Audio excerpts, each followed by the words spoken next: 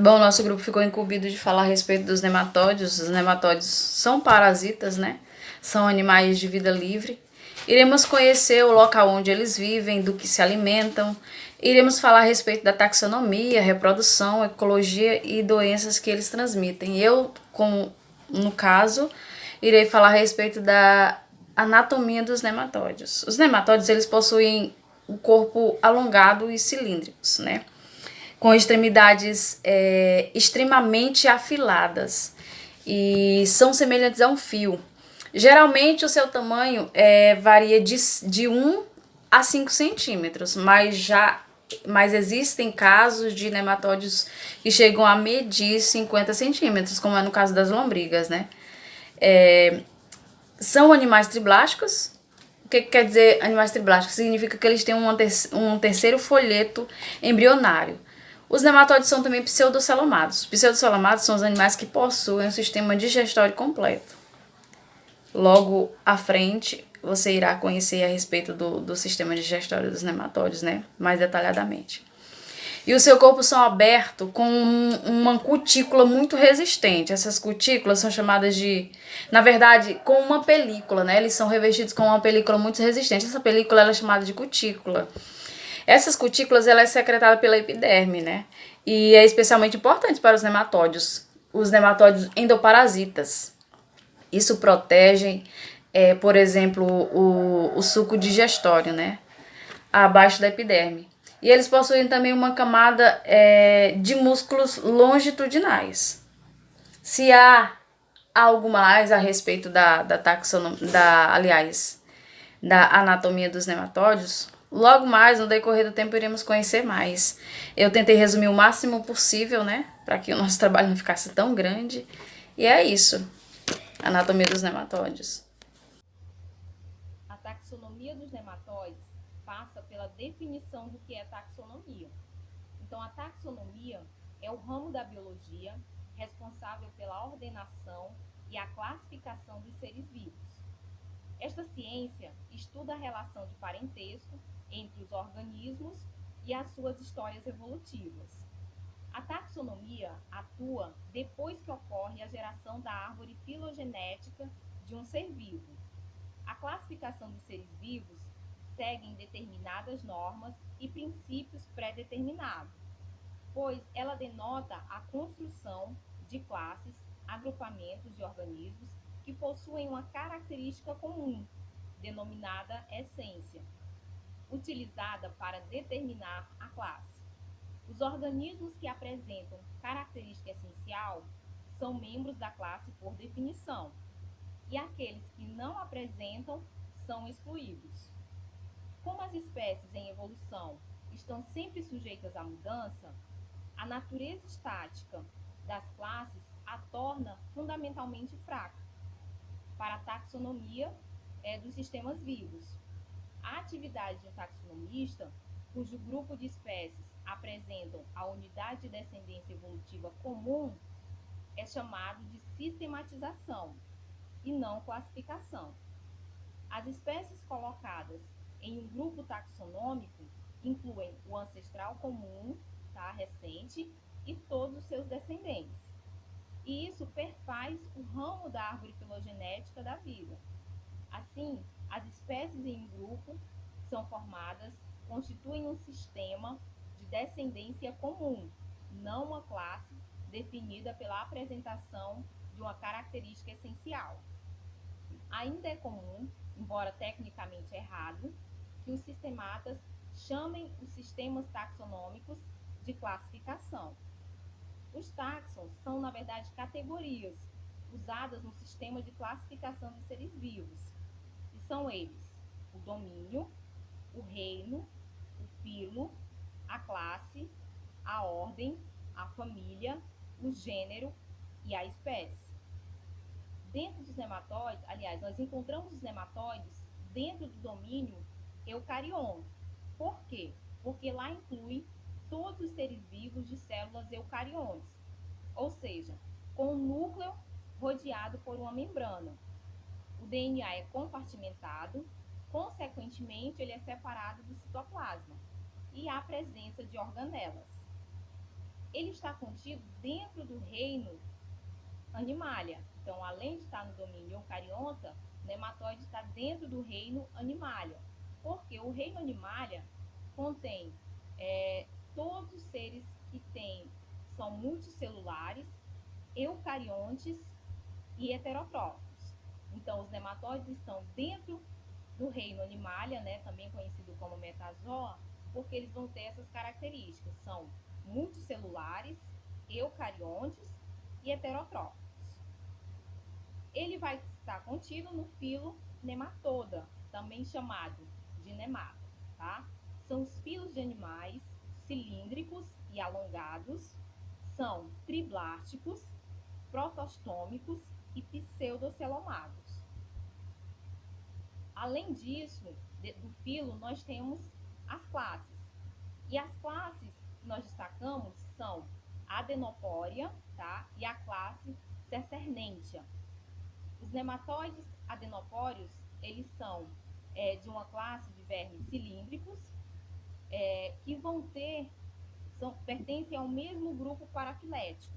Assim também o Cecernentia é a classe que vai ter indivíduos do grupo parafilético. As classes têm subclasses. Então, por exemplo, a Adenopória vai ter a subclasse Enófia e a subclasse Chormadória. Enquanto a Cecernentia vai ter a subclasse Rabiditia e a subclasse Spirúria, tá? Essas são as classes. À frente nós temos a ordem. Então, dentro do filo nematóide, nós vamos ter as ordens também. Depois da classe, nós temos a ordem.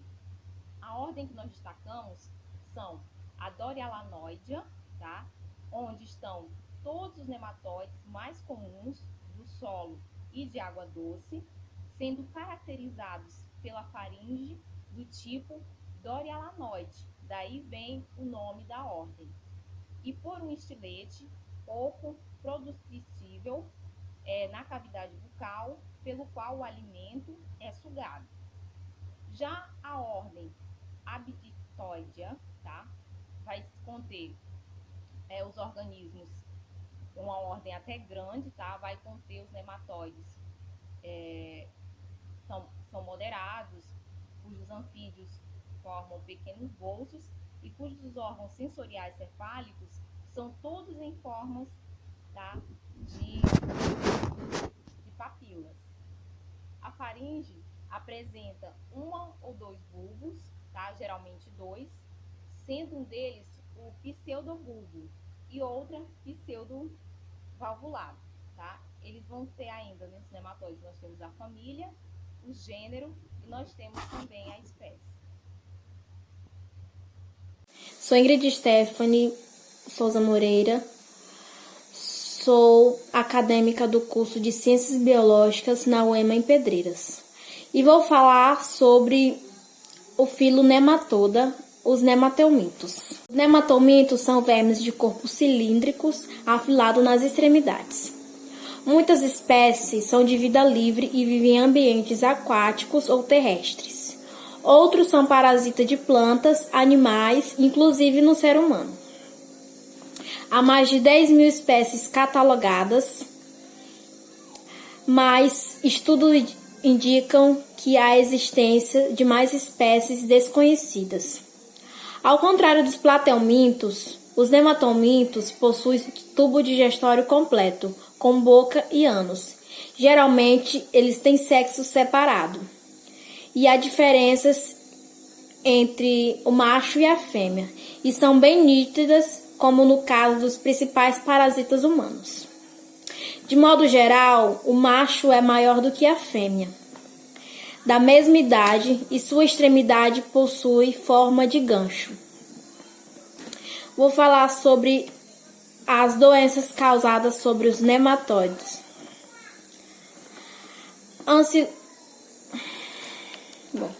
Anquilóstomos ou amarelão, seus sintomas são ulcerações no intestino delgado, hemorragia e, de consequência, a anemia. Sua transmissão é infestação ativa ou passiva, Geralmente ocorre a infestação ativa quando se pisa em solo contaminado. E a infestação passiva é quando se come o alimento contaminado. O homem é o único hospedeiro. E a infestação se dá da seguinte forma: a larva filarioide entra no sangue e vai para o coração, seguindo para os pulmões, onde acontecem duas mudas que têm como finalidade tornar as larvas mais resistentes ao suco gástrico. Depois de perfurarem os capilares pulmonares e paredes alveolos, migram pelos bronquíolos e chegam à faringe. Daí descem pelo esôfago até o intestino delgado, onde se completa a quarta muda, tornando-se adulta. A fecundação e a formação de ovos, que são expelidos pelas fezes, que logo após 24 horas se transformarão em larvas rabitioides, que sofrerão primeira muda entre 72 horas, e assim por diante.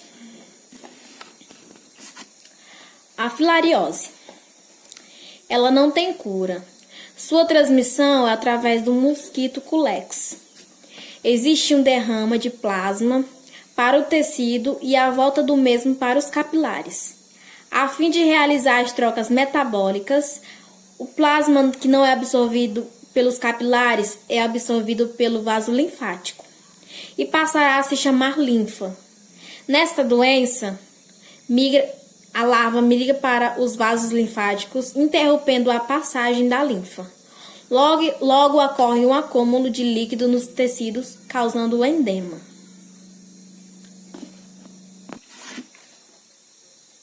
Ascaris lumbricoides, mais conhecido como lombriga. É uma espécie de nematóide da família Ascaridae. Parasita de seres humanos, é a causa da doença mais conhecida. Ascaris lumbricoides, conhecido como lombriga, é o nematóide da família Ascaridae. Parasita de seres humanos e é a causa da doença mais conhecida como acarandíase.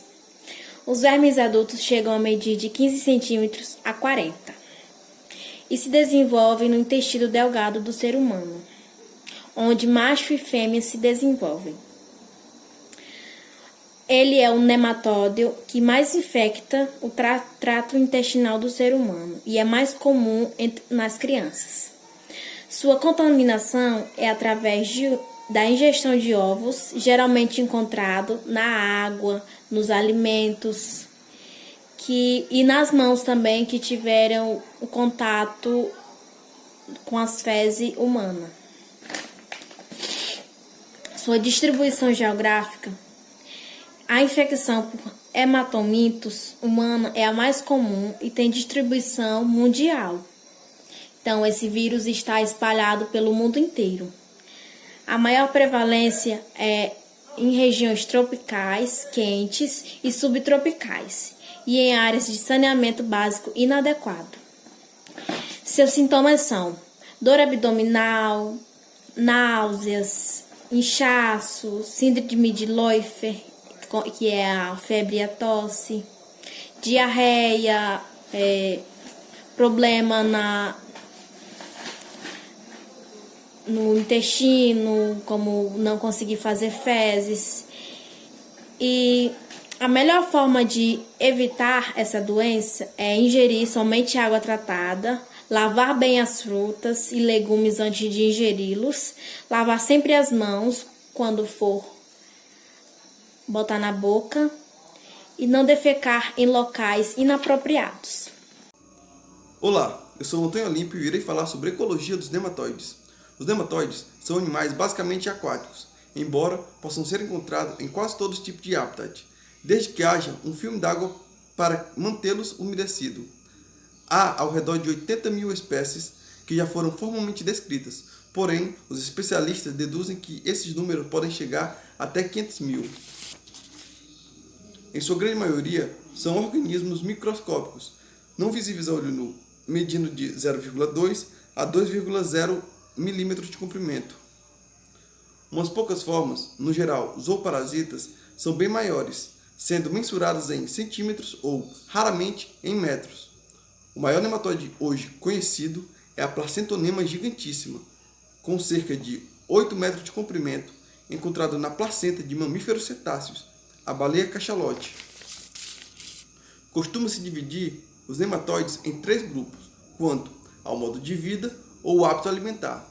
De vida livre, compreende as espécies que se alimentam de fungos, as micófagas, de bactérias, as bacteriófagas, de algas, as algívoras, de nematóides, as nematófagas, ou de outros invertebrados microscópicos. Aqui devem estar incluídas as formas ancestrais mais primitivas, a partir das quais evoluíram as demais. As zooparasitas adquiriram a habilidade de associar-se a animais invertebrados e, principalmente, vertebrados, que utilizam como hospedeiro e dos quais expoliam os nutrientes necessários ao desenvolvimento e à reprodução. Os fitoparasitos adaptaram-se também à vida parasitária, mas sobre as plantas, sendo encontrada mais comumente infestando as raízes. Essas são classificadas em endoparasitas, que invadem os tecidos radiculares e ficam grande parte do ciclo de vida dentro das raízes das plantas, ou ectoparasitas, que geralmente alimentam-se externamente às raízes. Os nematóides alimentam-se das raízes por meio de estiletes que inserem nas células radiculares para remover seu conteúdo. Desta maneira, impedem a absorção de água e nutrientes pelas plantas. A maioria dos nematóides são dioicos e apresentam dimorfismo sexual, ou seja, diferença entre os machos e as fêmeas. Geralmente, os machos são menores do que as fêmeas, apresentam cauda encurvada e na região posterior possuem espículas copulatórias que facilitam na reprodução. Possuem também cloaca, que é por onde eliminam os espermatozoides. Já as fêmeas são maiores do que os machos e possuem poro genital, que é por onde recebem os espermatozoides.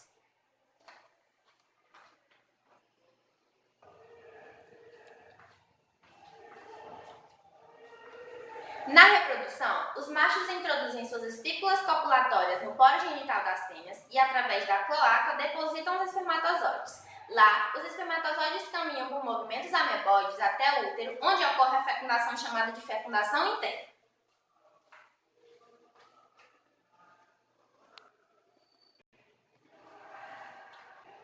Depois de fecundados, os zigotos se desenvolvem dentro de um ovo de casca resistente e considerado simples, pois não apresentam células vitelinas.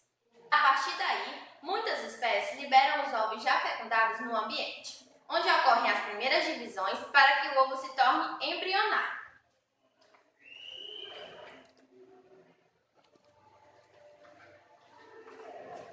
Após isso, o ciclo evolutivo pode ser considerado direto ou indireto, dependendo da formação de larvas dentro ou fora do ovo.